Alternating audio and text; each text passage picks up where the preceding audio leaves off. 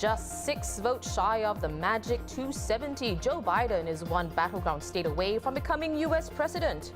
A change of plans this year, the New Year's Eve fireworks display will not take place at Marina Bay.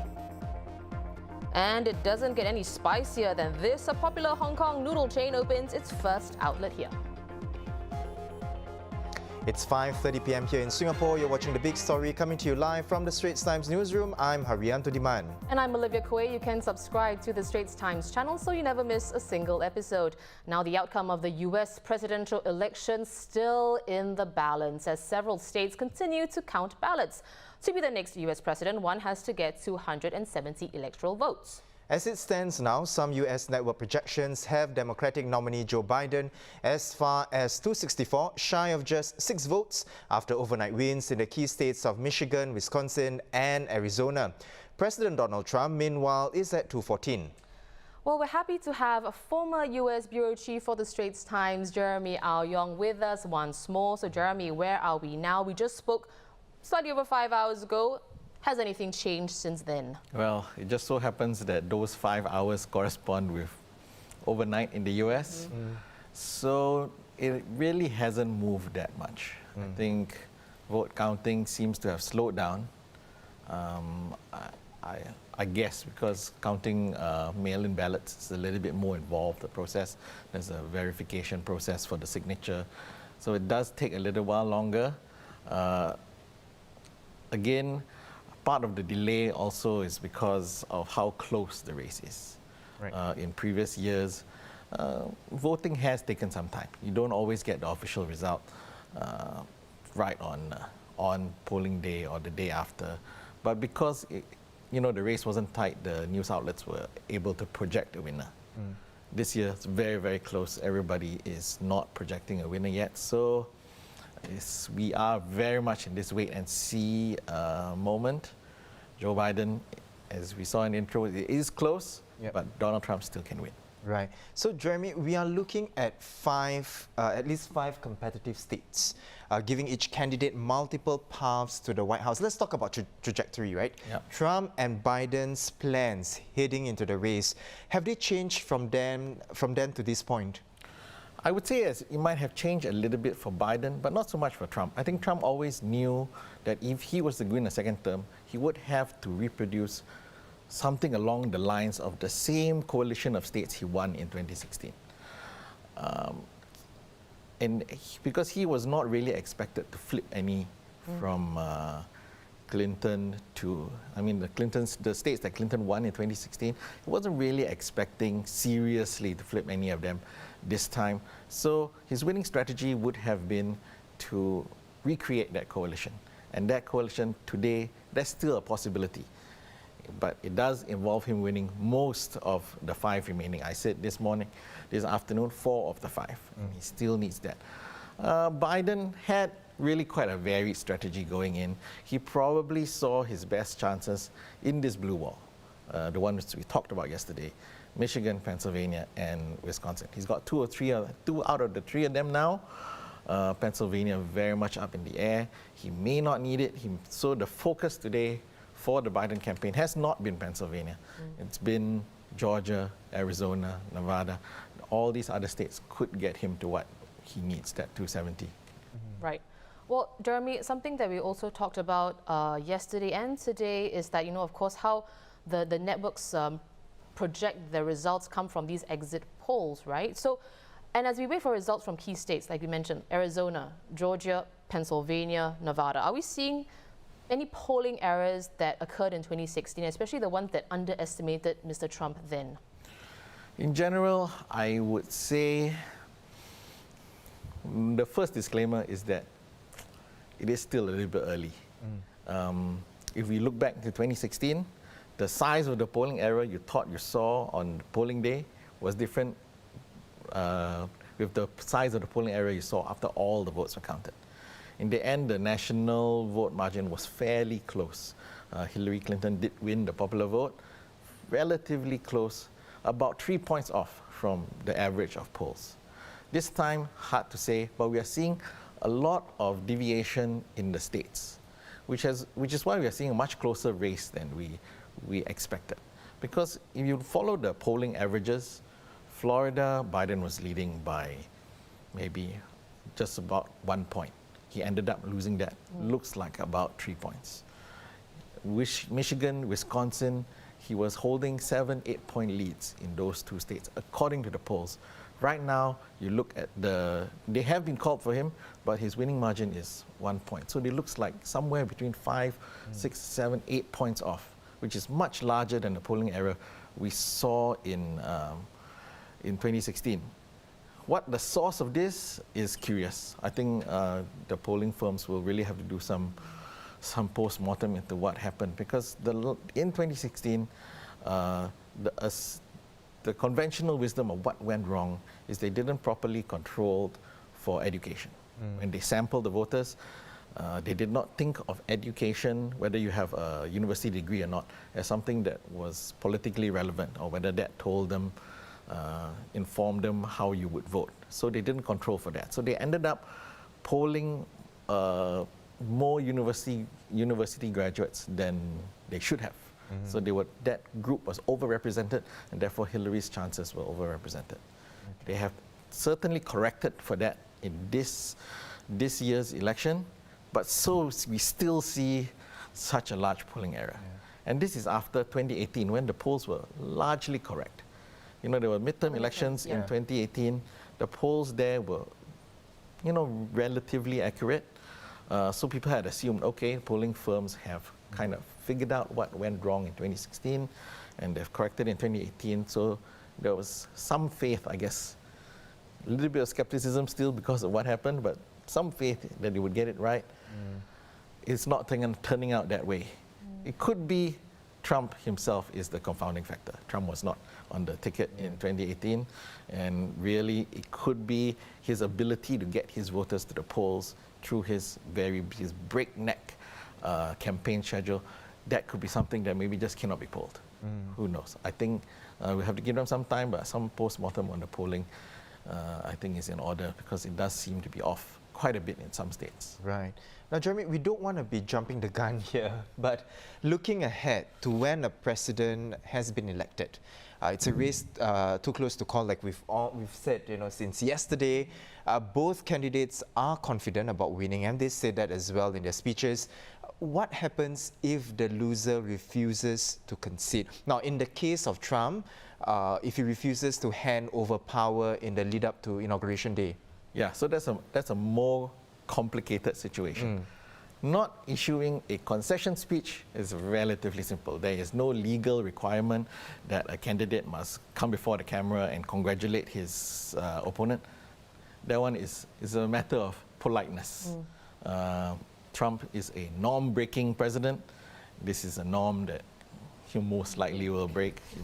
Hard to say if he loses. If he wins, I do expect Joe Biden, who is a more traditional candidate, to go through with the norm of making the speech. But the speech holds no legal weight. It doesn't make anybody president. You can concede defeat, and then the polls show that you have won, you still win.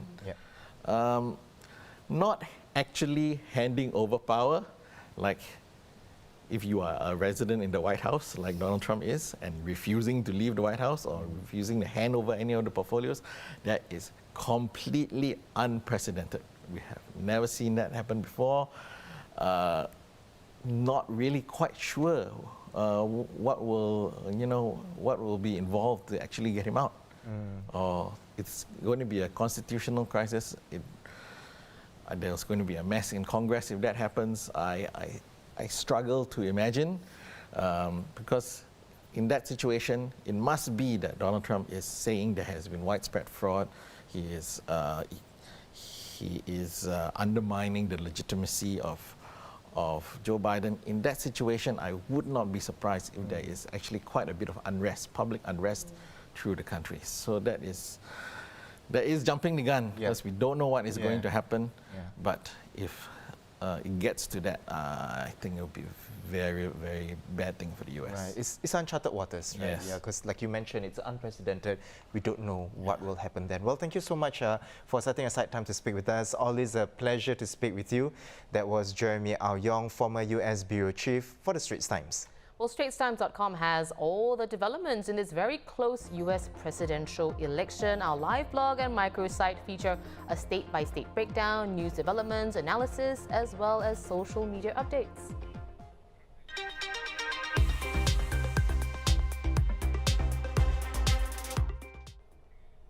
An update on the COVID-19 situation here. 7 new cases were confirmed today. There was 1 case in the community, but none from the workers' dormitories. The remaining 6 were imported cases who had been placed on stay-home notices on arrival in Singapore. More details will be released tonight. Also in the local headlines, nursing home staff are now being tested for COVID-19 once every 2 months as part of measures to ensure that senior citizens in the homes are kept safe. Surveillance testing of nursing home residents will also be conducted in the coming months. The Health Ministry will also study how to introduce testing for other groups that interact with nursing homes, such as volunteers and external vendors. These as other methods of testing like antigen rapid testing emerge. Visitors, though, are not currently being tested. Carl Liu, son of former Changi Airport Group Chairman Liu Man Leong, was charged with giving false information to a public servant. He is also accused of giving false evidence during a judicial proceeding. Well, bail has been set at $15,000. Liu is linked to the Party Liani case, where he had made several allegations in the trial that the High Court judge had found suspect. Singaporeans' perennial favourite on New Year's Eve, the fireworks display at the Marina Bay Countdown celebration will not take place this year. This is to minimise crowds in the area amid the pandemic. Instead, fireworks will be set off in heartlands across Singapore. Marina Bay will still host 2 light shows through December.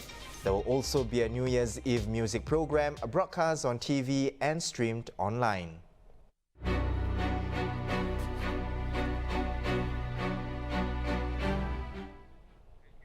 In global headlines, the U.S. set a 1-day record for new coronavirus cases on Wednesday, a day after the presidential election.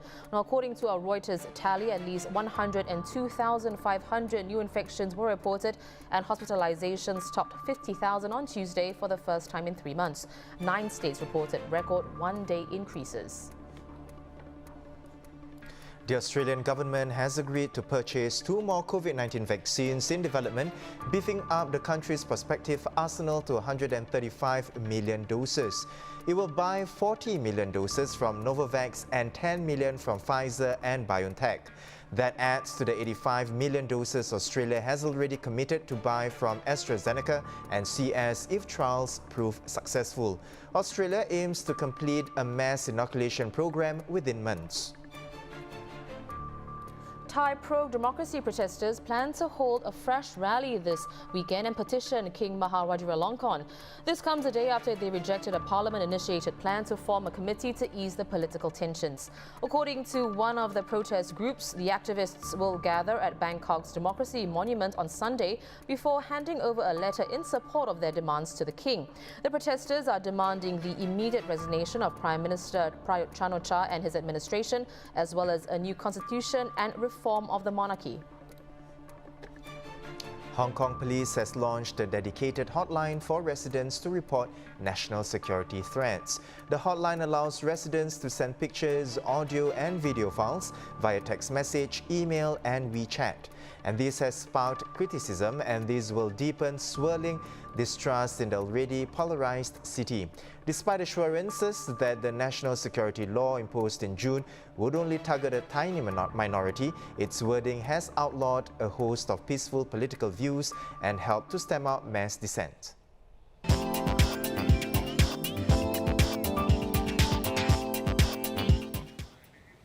Our favorite segment every week, Live Picks, where our colleagues at Live give you ideas on how to spend the weekend. And for this week, the annual Singapore Writers' Festival returns this year with the theme Intimacy.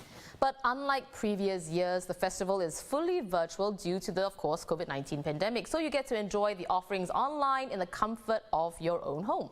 In its 23rd edition this year, SWF 2020 sees 10 international headliners, a record-breaking number in festival history. Now, organized by the National Arts Council, it started last Friday and will run till this Sunday.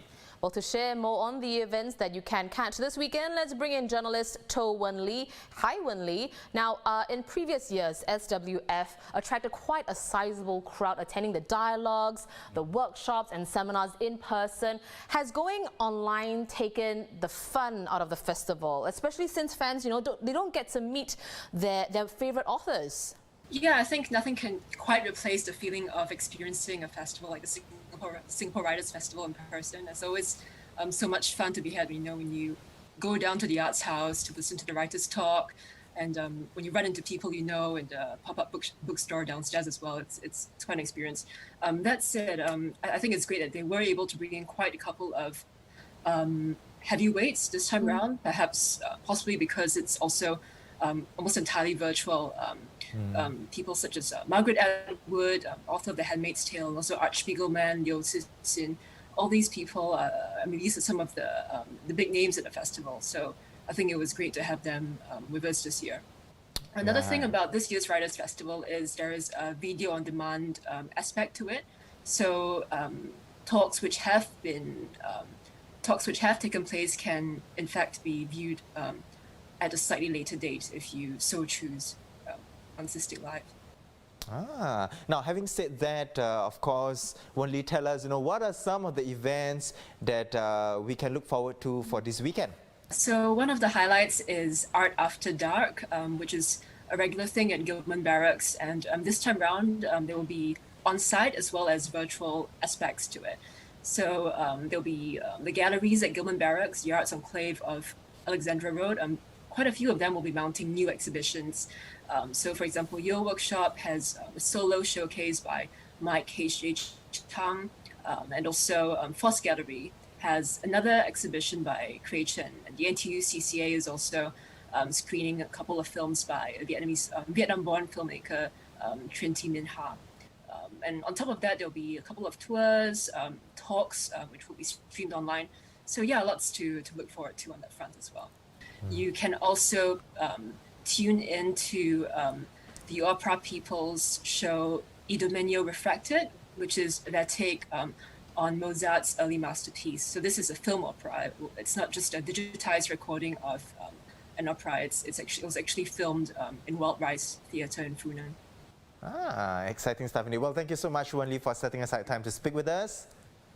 And that was journalist To Wen Lee sharing more on the offerings for the Singapore Writers' Festival for this weekend.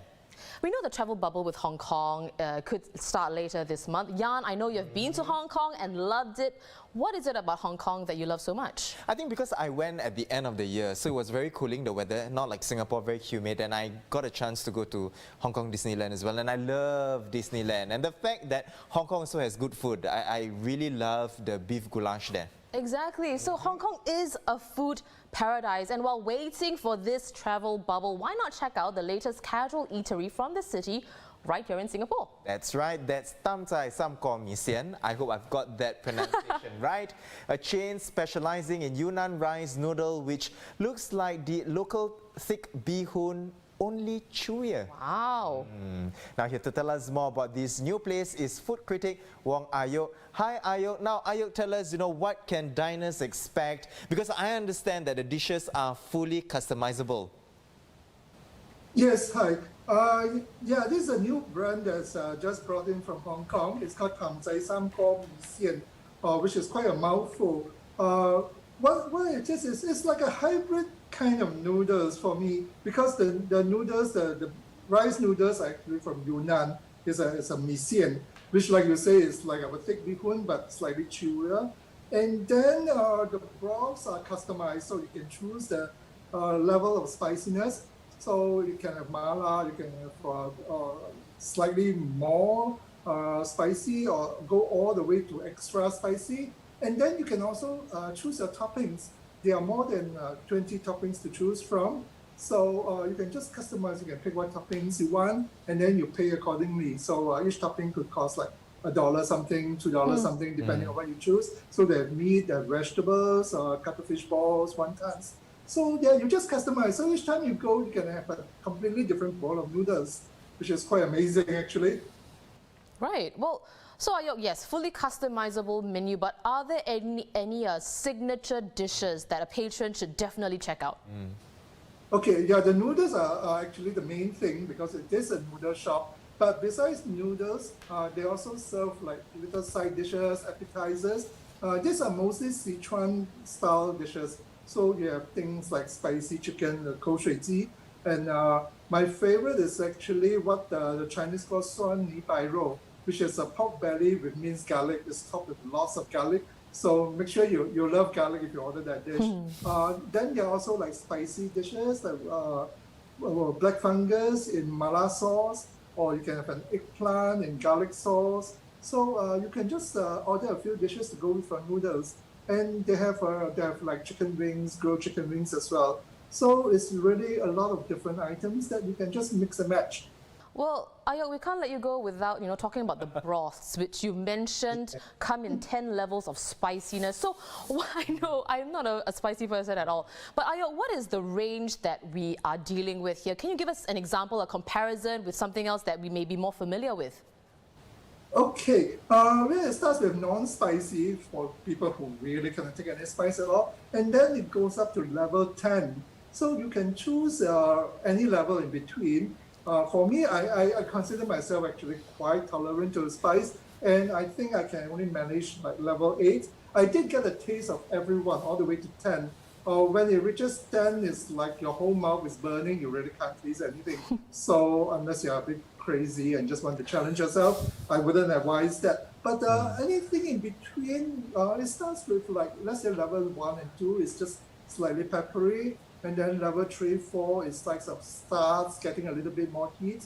And then by the middle, the 6, 7, it's a bit like what you would expect from mala hot pot. But the difference is that it's not oily at all. So you can actually drink the broth. But then you will leave your mouth feeling a bit fiery. And then when you reach 7, 8, which is the level, the highest level that you can tolerate, then your mouth really starts burning. And then beyond that, you can't taste anything. So I say forget that.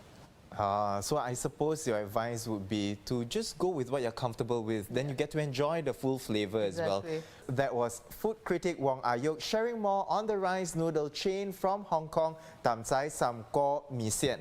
Well, right now, there's just one outlet at Bedok Mall, but 2 more will open this month at Chinatown Point and Vivo City. So I think the noodles are something I will try because, the weather has been a bit rainy, a bit wet recently. So I know a hot bowl of noodles is something that, will hit the spot pretty well. But of course not so spicy for you. No, like I said earlier, I cannot take spicy. Well, if you need more ideas on what to do over the weekend, you can flip through the new Friday pages that will come out in tomorrow's paper. From arts to dining and entertainment, our live colleagues have you covered. Well, visit straitstimes.com for more news and videos, plus, of course, our US election microsite and live blog. And don't forget to subscribe to our YouTube channel by hitting the red button below. Once again, I'm Haryanto Diman with Olivia Quay. Join us tomorrow for more stories on The Big Story.